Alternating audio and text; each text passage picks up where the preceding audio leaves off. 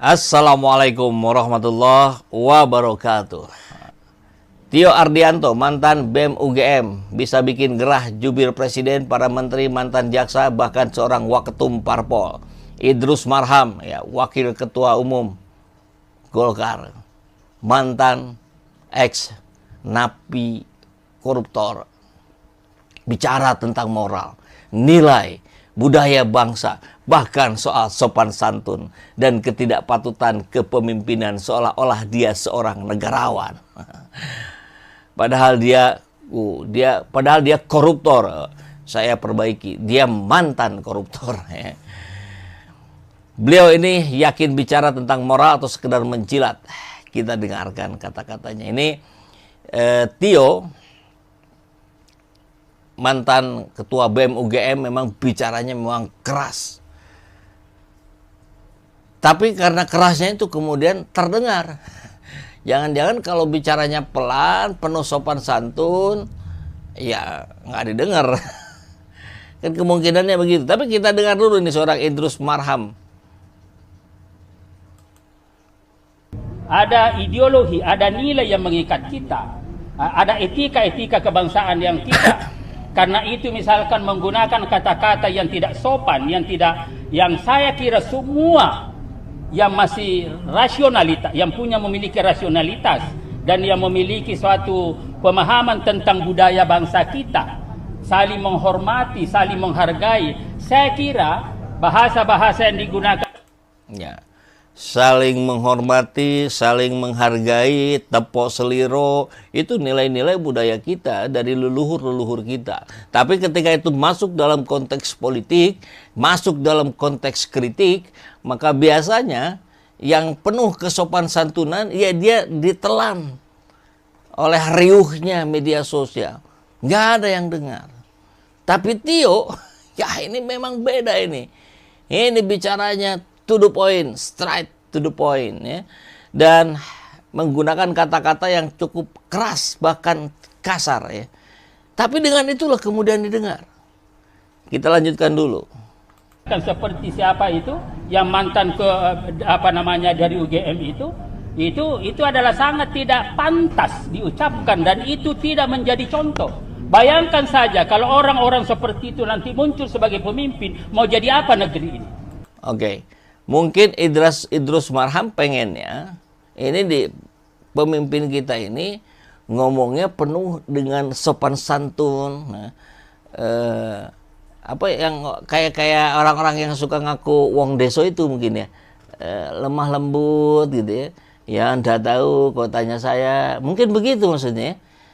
Tapi ketika mulutnya manis, perilakunya busuk, apa itu enggak jahatnya luar biasa itu. Tidak menampilkan seperti apa yang sesungguhnya terjadi. Topeng saja. Ya, saya kira saya sepakat untuk mengatakan bahwa kata-kata yang keluar dari mulut seorang Tio ini kasar. Bukan hanya Idrus Marham yang bicara, tapi juga ada mantan Menpora itu Adiaksa Daud juga sama, ya, kurang lebih begitu, mengecam kata-kata bahwa ini bukan kritik, ini penghinaan katanya. Saya tidak dalam konteks membela bahwa Tio bicaranya wajar-wajar saja. Saya kira nggak wajar memang. Memang anak ini nggak wajar memang. Ngomongnya terlalu keras, iya betul. Tapi kayaknya itulah yang dibutuhkan negeri ini hari ini. Kalau bicaranya biasa saja, ya nggak didengar. Bolehlah kita sarankan kepada seorang Tio, mungkin yang sudah lengser dari BEM UGM, saya nggak tahu dia sudah lulus atau belum. Kita nasihati dia anak muda, dia anak kita, dia cucu Anda Idrus Marham. Ya, secara usia pasti jauh berbeda sekali antara Idrus Marham dengan Tio. Mungkin cocok sekali Tio ini cucunya Anda, seumuran dengan cucu Anda. Ya ya nasihati saja. Dek, ngomongnya jangan kasar begitu. Dek, kasih nilai-nilai yang penuh dengan norma dan etika yang Anda sudah terapkan, tapi Anda pernah menjadi ex-koruptor. Apakah Anda ingin yang mulut manis tapi ada kemudian korupsi? Uang rakyat, jatah uang rakyat. Kan rata-rata yang dikorupsi itu uang rakyat. Uang APBN. Jadi kita bicara seolah-olah sedang mendengar seorang malaikat yang bernama Idrus Marham. Tapi kelakuannya dia ex-koruptor. Mau masuk akalkah kita dengar seorang Idrus Marham bicara seperti ini? Masih ada kelanjutannya atau enggak ya, kita dengarkan. Nah, mestinya kan bagaimanapun Pak Prabowo kita harus hormati. Ya sebagai presiden, kita boleh tidak setuju, tetapi dengan menggunakan dengan panggilan yang tidak wajar, tidak pantas.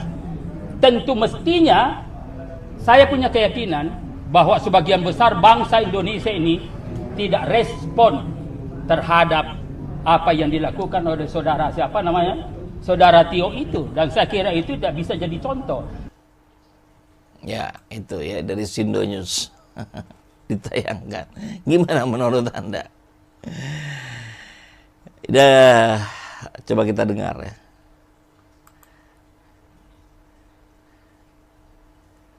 Apakah rakyat sadar kalau sejak dalam kandungan sampai kuburan harus membayar pajak untuk menggali pejabat politikus, aparat, korupsi, pengkhianat pada kejujuran, kebenaran, keadilan, kemanusiaan, dan kedaulatan?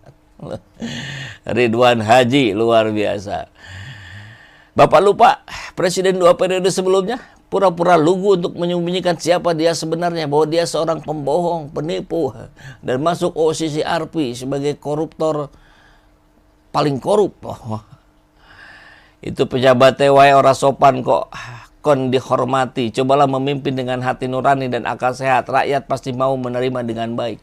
Jadi begini ya, konteks pemimpin dengan rakyat itu sama seperti anak terhadap orang tuanya, rakyat kepada pemimpinnya. Anak mendengar apa yang orang tua ucapkan, apa yang orang tua perintahkan, apa yang orang tua ajarkan. Tapi anak, dia meniru apa yang dilakukan orang tuanya. Ya rakyat juga begitu. Kita mendengar pemimpin bicara tentang keadilan, tentang nilai-nilai norma, tentang kesopan santunan. Tapi kemudian misalkan gitu, si pemimpin itu mengkorupsi uang rakyat. Si pemimpin itu menindas rakyatnya. Si pemimpin itu menginjak-injak hak rakyatnya. Apa yang dilihat oleh rakyat? Ucapannya kah yang penuh sopan santun atau perilakunya? Ya perilakunya dong. Maka ketika ada kesempatan dari sebagian rakyat itu menjadi seorang pemimpin, ya dia tiru pemimpin sebelumnya. Jadi rakyat itu diajari oleh pemimpinnya. Rakyat itu diajari oleh Anda, Idrus Marham. Ketika kita mendengar ucapan-ucapan Anda, nggak boleh begitu, nggak boleh begini. Kalau korupsi boleh. Seperti yang Anda lakukan kemarin sehingga nggak bisa masuk penjara. Kan? Jadi, yolah gitu. Kalau mau berdebat di sisi itu, ayolah gitu. Buktikan dulu gitu. Bagaimana dana yang sudah pernah dikorupsi, apakah dikembalikan? Kan undang-undang perampasan aset belum ada tempo hari. Sekarang udah di ACC apa belum ya? Aduh. Ini sih cari perhatian dengan presiden, kata Irianto. Kasihan Pak Prabowo disalahkan mulu, padahal yang bikin gaduh geng Solo. Saya sepakat ini. Ya bagaimanapun juga, Pak Prabowo itu menghadapi sebuah situasi. Kalau kita masuk ke sebuah rumah itu yang luar biasa berantakan, bau, kotor, dan segala macam. Butuh effort besar gitu. Peninggalan dari Jokowi ini. Untuk membersihkannya. Halah, ngomongin baik-baik malah diblokade aparat gabungan. Ya, jadinya kan begitu ya. Wah ini kalau saking banyak begini saya mohon maaf ya. Pasti banyak yang kelewat ini. Majalengka hadir Kang Ece, terima kasih Muhammad Wardi. ketumnya bolu ketan, anak buahnya martabak ketan, gosong. Dikritik kok marah. Ya padahal, ya saya sepakat ya dengan Rustin Heru. Kritik itu obat. Obat itu hampir semuanya pahit. Dan kita rela mau meminum obat ketika kita sedang sakit. Demi kesehatan kita, demi kesembuhan kita. Ya kalau vitamin-vitamin itulah dari siapa ya? Dari motivator lah begitu ya. Tapi pujian itu akan menghancurkan. Melenakan. Pujian itu melenakan. Jadi mungkin aparatur pemerintah ini memang nggak boleh dipuji. Sekalinya dipuji terlena dia gitu ya.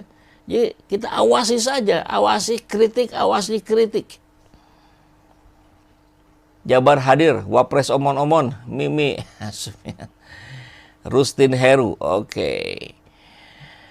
Korupsi di Indonesia sudah masuk kategori etika dan perbuatan sopan santun bagi pejabat pemerintah. Gimana maksudnya? Korupsi sudah masuk kategori etika. Oh iya, iya benar juga ya, Aiman.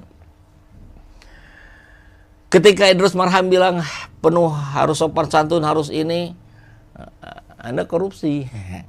Itu katanya korupsi itu perbuatan yang tidak santun dan tidak etis. Iya benar. Oke, apalagi maling sok-sokan jagoan. Oh, profesor macam apa nih, malu dong sama malaikat. Adi Aksa Idrus Marham akan dipermalukan oleh Tio CS. Tio bukan orang yang tidak paham sopan santun. Oh, ngeri. Idrus Marham mantan titik-titik. Ya, kita udah bahas, nggak usah pakai titik-titik lagi. Mantan napi koruptor, mantan napi korupsi. Ya nggak apa-apa, wong udah tersebar kok di mana-mana. Jadi thumbnailnya aja kita perlihatkan. Nah ini kan, ini Idrus Marham ketika masih kurus dan menggunakan rompi apa ini, KPK apa kejaksaan, saya lupa ini ya. Saya yakin korupsi bukan budaya bangsa kita. Kenapa orang ini nggak protes ke KPK atau kejaksaan? Terus kritik Pak Prabowo biar Pak Prabowo hajar geng Solo satu-satu. Oke, Tio adalah rakyat yang menyambung lidah rakyat. Idrus memang lidah tak bertulang. Siam, lisan dan hati Mas Tio lebih jernih dari para koruptor. Jangan pernah lelah mengkritik penguasa. Mujiono. Oke, Sugiantoro, Medan hadir. Horas. Ya. Ini yang jangan pernah lelah mengkritik penguasa ini motivasi buat kita ya.